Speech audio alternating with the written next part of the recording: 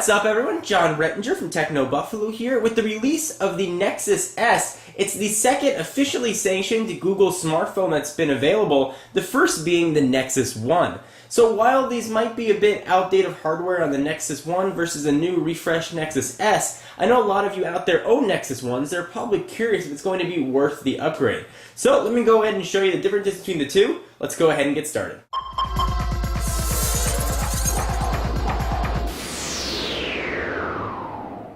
So let me jump right in with a few disclaimers. We're obviously dealing with close to last generation hardware on the Nexus 1, still relatively modern. However, the Nexus S is using a lot of newer processors and certainly the newer operating system on Android, which is of course Gingerbread.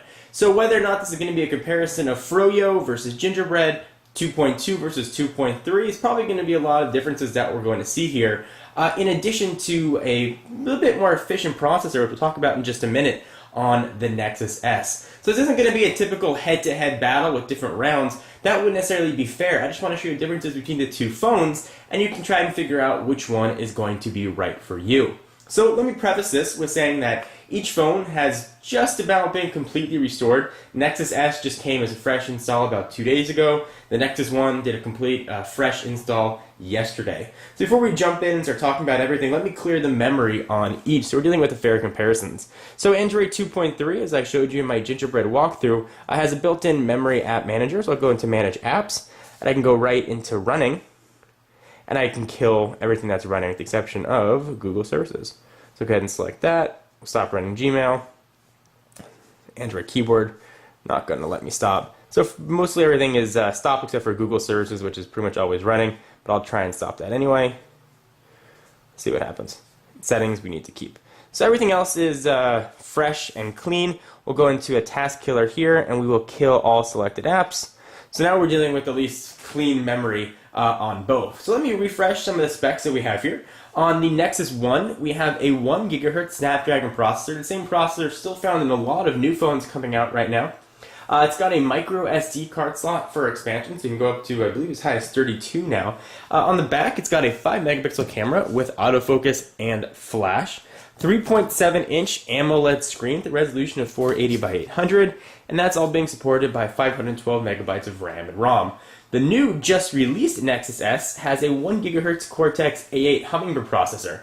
Same processor that we've seen in the Galaxy S series of devices, and very similar in architecture to what we see powering the iPad and the iPhone 4. Now, not in all tests, but in the majority of tests that has been run comparing these two, the Cortex-A8 has been a bit more efficient. So we'd expect this to be a little bit faster. Of course, it's running the newest version of Android 2.3, which is only going to help its speed increases. Once the Nexus 1 gets Android 2.3, we'll have to retest this and see if there's any sort of speed differences that we see.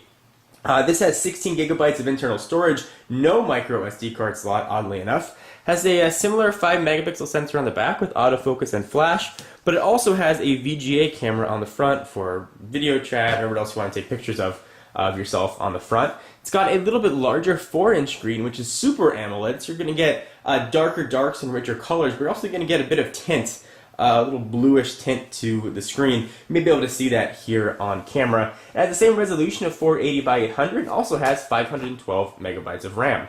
Alright, so let's do some speed and performance tests here and see what the differences are. I think one of the best ways to sort of garner processor and memory management is to jump right into an application that doesn't have much practical use, but it's kind of fun to play with, and that's Google Earth. So I've downloaded that on both of these devices. We'll go ahead and launch them and see how well they handle. Alright, so unsurprisingly, the Nexus S sort of launched things a little bit quicker and it's ready to go. We still got a bit of a loading thing here. And a lot of these increases that we're seeing may very well be from Android 2.3 and not necessarily related to the hardware and the software. But the way these two phones are now, this is the best way we can compare. It looks like that's switched on over. Okay, so this is good to go as well. Let's see how smooth things are. Both look to be handling things pretty nicely. If I zoom in, let's try to zoom in here.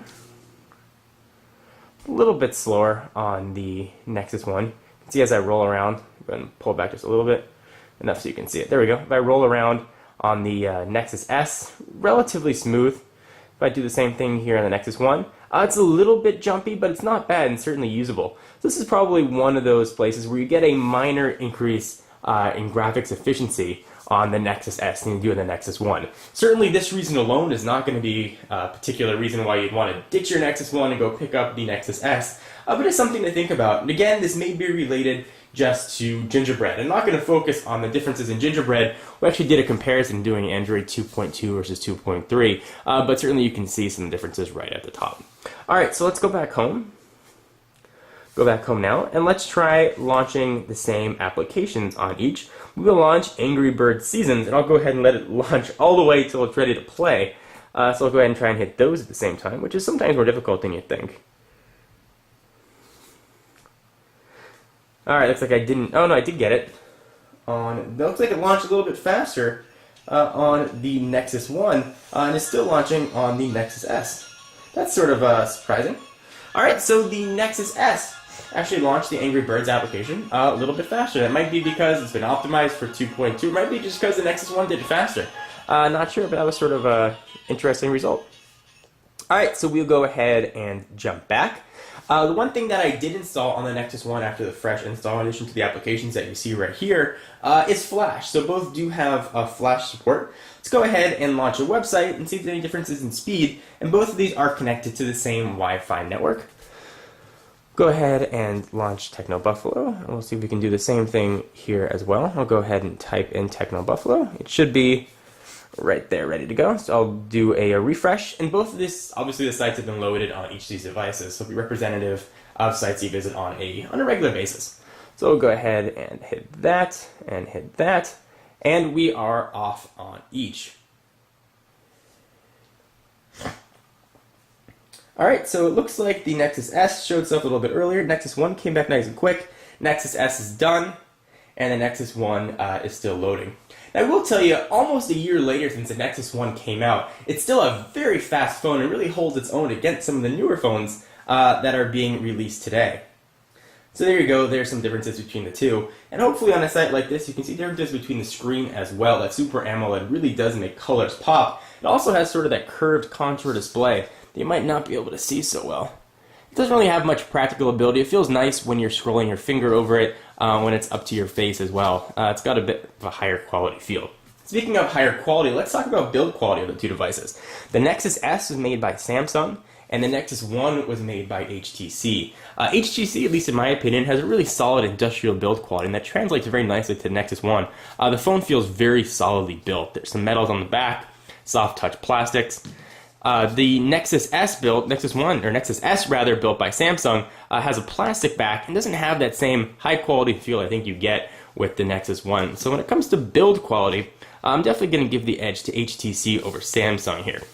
Alright, so let's continue with sort of talking about some of the other features of the phone. And we'll have to talk a little bit, I suppose, about Android 2.3. We're not going to get into that much detail with it. Alright, so let's go ahead and see what's going to come standard with the apps. So these are both sort of standard Google experiences, so you can see how quickly the application tray loads. You got some 3D rendering down there, and things do load very quickly. One of the niceties that the Nexus S has over the Nexus 1, again, this is a preference thing, and it's also security industry, and it's also a Android 2.3 thing, the keyboard. Certainly there are tons of third-party keyboards you can use to plug in to make this a totally moot point, but I certainly prefer the keyboard on Android 2.3 found on the Nexus S. So finally, I want to run a benchmark test on both of these guys. I've got Quadrant here, which is a pretty decent benchmarking application. I'm going to go ahead and run them on each, and then I'll come back and show you the results. If you want to see these tests being run, I'll put them at the end of the video so you can watch sort of the whole test and run the whole gamut of it. So let's go ahead and get started with that. Okay, so the results are in. The Quadrant test actually crashed the Nexus S the first time, had to be run a second time. You can see the results here. Let's go ahead and look at the Nexus 1. Hopefully all that'll be in focus for you guys and you can see it. It's second right below, actually, what surprisingly a Nexus 1 didn't recognize this as a Nexus 1. See the Motorola Droid, HTC Evo, Droid X, Galaxy S. There's another Nexus 1 down there, probably with Android 2.1. And you can see the score there is a little over 1250, so very nice score, showing the phone is still very quick and very fast. If we look at the Nexus S here, see the score is noticeably higher. Go ahead and bring that into focus, just over 1500. It was actually the highest of any of the phones we tested, including the Nexus 1. And these are all sort of scores that Quadrant pulls in from other devices. Nexus 1, Droid X, HTC Evo, Galaxy S, and a few others. The interesting thing is the Galaxy S. That might show differences between the TouchWiz skin that's on the Galaxy S and Android 2.3, because spec for spec, they're very similar, the Nexus S and the Galaxy S. So I guess in conclusion, is it worth jumping off ship from your Nexus 1 to run out and pick up a Nexus S? The answer is probably not. The Nexus 1 is still a very, very, very quick phone. If you're one of those people that has to have the latest and greatest and you want the Super AMOLED screen, you want a bigger display, and you want to have that new operating system right now, certainly 2.3 will make its way to the Nexus 1, you then go ahead and make an upgrade. One of the problems that I failed to mention with the Nexus 1, and I've mentioned this in every Nexus 1 video, it might be unique to my video, are these capacitive buttons at the bottom of the Nexus 1. I've had a horrible time, right there's where they are, had a horrible time working with them. Sometimes they don't respond.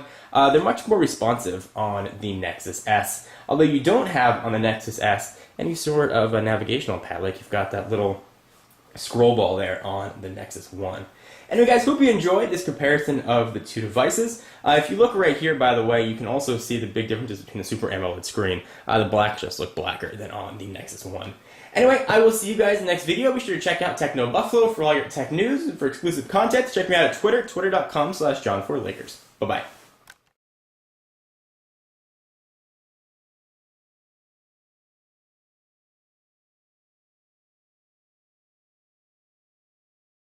Alright, so go ahead and hit launch on each of these. And this isn't a speed test for how quickly the application loads, it's just a benchmarking test. So we'll hit OK, we'll do the licenses there, and we'll go ahead and run full benchmarks on each. And even right here, you can really see a difference between the black levels on the Quadrant test. It looked much darker on the Nexus S than they do on the Nexus 1.